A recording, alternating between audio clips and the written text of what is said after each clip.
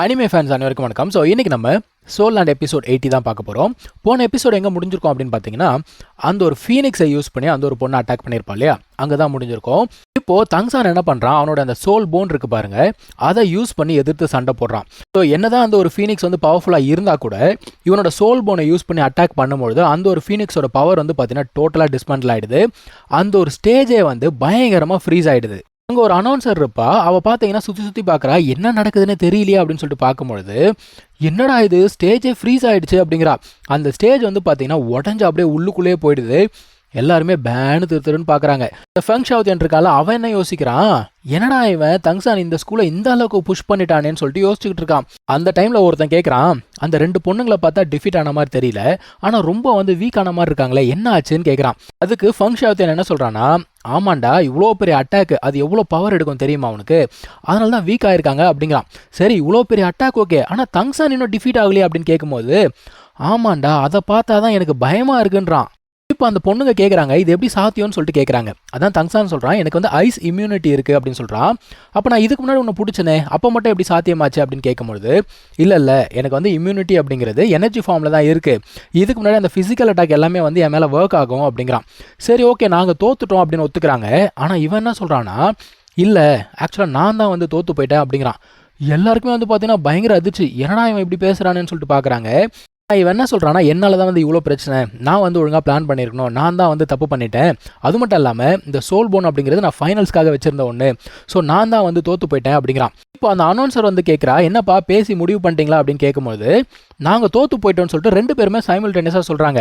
அவளை திருத்தரும் முழிக்கும் பொழுது தங்சான் பார்க்குறான், பார்த்துட்டு என்ன சொல்கிறான்னா, இல்லைங்க இந்த மாதிரி வந்து சண்டை போகிறதுக்கு எங்கள் ரெண்டு பேருக்கிட்டையும் சோல் பவர் அப்படிங்கிறது இல்லை, ஸோ மேட்ச் வந்து டைன்னு சொல்லிட்டு அவன் பாட்டுக்கு நடந்து போயிட்டான்ப்பா. ஓகேன்னு சொல்லிட்டு இவங்களை என்ன அனௌன்ஸ் பண்ணுறாங்க, மேட்ச் வந்து டையில் முடிஞ்சிடுச்சு அப்படின்னு சொல்லிட்டு அனௌன்ஸ் பண்ணிடுறாங்க. இப்போது நம்ம டீம் எல்லாருமே வெளியில் வெயிட் பண்ணிட்டு இருக்காங்க. எதுக்காக வெயிட் பண்ணுறாங்க அப்படின்னு பார்த்தீங்கன்னா, அந்த ஒரு குவாலிஃபிகேஷன் சர்டிஃபிகேட் அப்படிங்கிறத வாங்குறதுக்காக. ஸோ கேப்டனோ வைஸ் கேப்டனோ போயிட்டு வாங்கிட்டு வராங்கப்பா. இப்போது மாஸ்டர் வந்து தங்சான் கிட்ட போகிறாரு. அப்போ தங்சான் என்ன சொல்கிறான்னா, என்னால் தான் வந்து நம்மளோட டீம் தோற்று போச்சு, என்னை மன்னிச்சுக்கோங்க அப்படின்னு சொல்கிறான். அதாவது இவன் தான் வந்து ஒழுங்காக அனலைஸ் பண்ணலையா, ஸோ கரெக்டான டாக்டிக் அப்படிங்கிறத அவன் யூஸ் பண்ணலையா. இது சொன்ன உடனே எல்லாருமே என்ன சொல்கிறாங்கன்னா, அதெல்லாம் ஒன்றும் இல்லை, நீ வந்து நல்லா தான் பெர்ஃபார்ம் பண்ண அப்படிங்கிறாங்க. ஒருத்தர் என்ன சொல்கிறாருன்னா, அதெல்லாம் ஒன்றும் பிரச்சனை இல்லைப்பா, நம்மளோட பிரச்சனை என்ன அப்படிங்கிறது நமக்கு இப்போயே தெரிஞ்சு போச்சு இல்லையா, ஃபியூச்சரில் சரி பண்ணிக்கலாம் அப்படிங்கிறாங்க. இந்த மாதிரி ஒவ்வொருத்தருமே வந்து பார்த்தீங்கன்னா சப்போர்ட்டிவாக பேசுகிறாங்க. ஃபேட்டி என்ன சொல்கிறான்னா, இதெல்லாம் ஒன்றும் பிரச்சனை இல்லை, அடுத்த மேட்ச்சில் பாரு என்னோட ஃபீனிக்ஸ் பவரை யூஸ் பண்ணி எல்லாரும் துவம்சம் பண்ணுறான் அப்படிங்கிறான். இப்போ இவங்களாம் இப்படி பேசிகிட்டு இருக்கும்போது உடனே ஆஸ்கர் ஏதோ தத்துவம் பேசுகிறாராமா. அவன் என்ன சொல்கிறான்னா, தோல்வி தான் வெற்றிக்கான முதல் படி, நீ கவலையப்படாத, வெற்றி வந்து நமக்கு கிட்ட கிட்ட வந்துக்கிட்டே இருக்குது அப்படிங்கிறான். எல்லாருமே தலையில் கையே வச்சுக்கிட்டாங்க. தலை மேலே ஒரு தட்டு தட்டி வாங்க எல்லாரும் போகலாம் அப்படின்னு சொல்லிட்டு கூப்பிட்டு போயிட்டுருக்காங்க.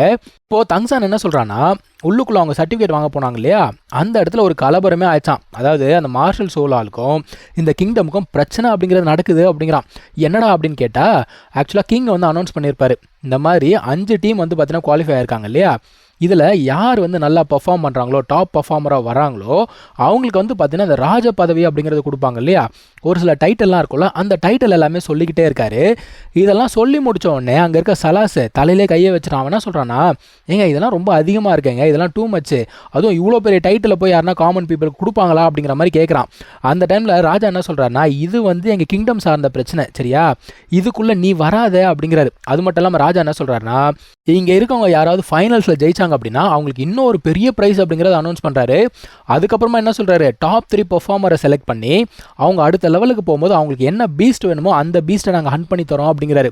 இப்போது தங்சானுக்கு என்ன கேள்வினா, இவங்க 2 பேருக்குள்ள ஆல்ரெடி பிரச்சனை அப்படிங்கிறது ஸ்டார்ட் ஆச்சா, இல்லைனா இந்த கிங்டம் வந்து உங்களை பார்த்து எனக்கு பயம் இல்லை அப்படின்னு சொல்கிறாங்களா, ஒன்றும் புரியலையே அப்படிங்கிறான்.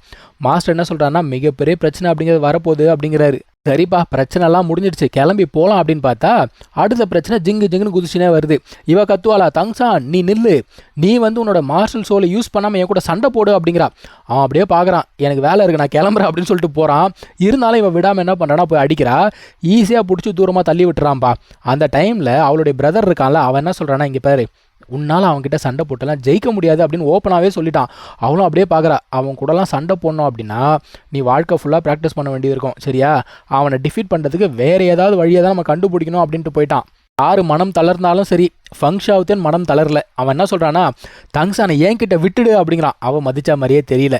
இப்போ எங்கள் அகாடமி காட்டுறாங்க, எல்லாருமே சோகமாக உட்காந்துருக்காங்க. தங்சான் என்ன பண்ணா, ஸ்ட்ரைட்டாக ஏஞ்சி போகிறான், மாஸ்டர் கிட்ட பேசுகிறான். அடுத்த ரவுண்ட் ஆரம்பிக்கிறதுக்கு இன்னும் 1 மந்த் இருக்கான். ஸோ அந்த 1 மாதத்துக்கு நான் தனியாக போய் ப்ராக்டிஸ் பண்ண போகிறேன் அப்படிங்கிறான். ஓகேன்னு சொல்லிட்டு மாஸ்டர் அனுப்பிச்சி விட்றாரு.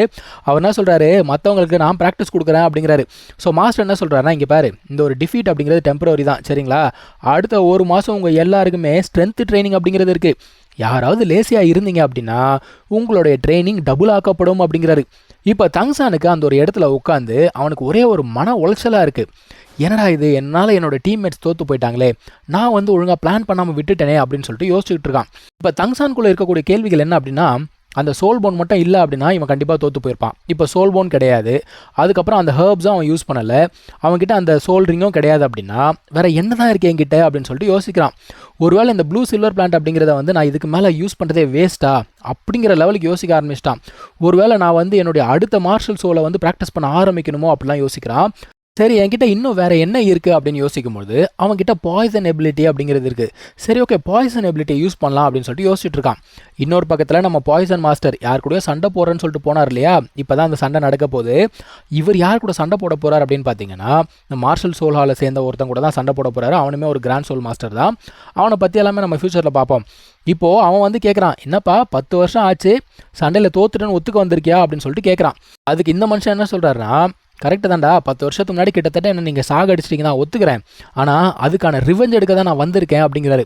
அதான் அவன் என்ன சொல்கிறான், தம்பி நீ ஆக்சுவலாக அப்பயே செத்துருக்க வேண்டியவன். அதாவது அந்த ஒரு பிரின்ஸ் மட்டும் வரலன்னு வச்சுக்கோயேன், நீ அன்றைக்கி செத்து போயிருப்ப. அவன் என்ன பண்ணான், அவனோட மிலிட்ரி பவர் அப்படிங்கிறத யூஸ் பண்ணி உன்னை வந்து காப்பாற்றினான்.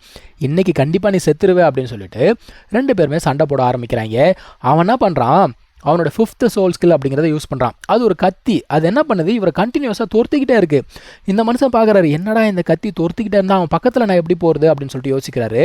ஸோ மனுஷன் என்ன பண்ணுறாருன்னா, ஒரு டெக்னிக்கை யூஸ் பண்ணி அந்த இடத்துல மறைஞ்சு போன மாதிரி ஆகிட்டார். இவனை சுற்றி பார்க்குறான். திடீர்னு ஏதோ ஒரு பக்கத்துலேருந்து வந்து அட்டாக் பண்ணுவாரா. ஸோ இவர் பாய்சன் பவர் அப்படிங்கிறத யூஸ் பண்ணி அட்டாக் பண்ண ஆரம்பிக்கிறாரு. அவனுமே வந்து முடிஞ்ச வரைக்கும் தப்பிச்சு போய்கிட்டே இருக்கான். அப்போது அவனுக்கான ஒரு கேள்வி என்னென்னா, இவன் என்ன திடீர்னு ஃபாஸ்ட் ஆகிட்டான் அப்படின்னு சொல்லிட்டு யோசிக்கிறான். ஏன்னா இவன் உடம்புல இந்த பாய்சன் வந்து நியூட்ரலைஸ் பண்ணா இல்லையா நம்ம ஹீரோ, அதனால இந்த ஆளுக்கு ஸ்பீட் அப்படிங்கிறது இன்க்ரீஸ் ஆயிருக்கு. அது மட்டும் இல்லாமல் இந்த மனுஷன் என்ன பண்ணியிருக்கான், அந்த ஒரு பாய்சனை வந்து பார்த்தீங்கன்னா சோல் போனில் ஸ்டோர் பண்ணி வச்சிருக்கான். ஸோ அந்த ஒரு பாய்சனை ஈஸியாக அவனால் யூஸ் பண்ண முடியுது. ஆனால் என்னதான் இந்த மனுஷனுக்கு இவ்வளோ எபிலிட்டி இருந்தால் கூட இவங்க 2 பேருக்கு நடுவில் 3 லெவல் அப்படிங்கிறது கேப் இருக்குது. ஸோ மார்ஷல் சோல் ஹாலை சேர்ந்தவன் ஸ்ட்ராங்காகவே இருக்கான். 3 தானே அப்படின்னு சொல்லிட்டு நீங்கள் யோசிக்கலாம். லெவல் 90க்கு அப்புறம் ஒவ்வொரு லெவல் கேப் அப்படிங்கிறது ரொம்ப பெருசு. ஸோ அந்த கேப்பை ஃபில் பண்ணுறது அப்படிங்கிறது சாதாரண விஷயம் கிடையாது. ஸோ இங்கே தான் இந்த ஒரு எபிசோட் முடியுதுங்க. நம்ம அடுத்த எபிசோடில் மீட் பண்ணலாம். தேங்க்யூ ஸோ மச் ஃபார் வாட்சிங். Take care. பை.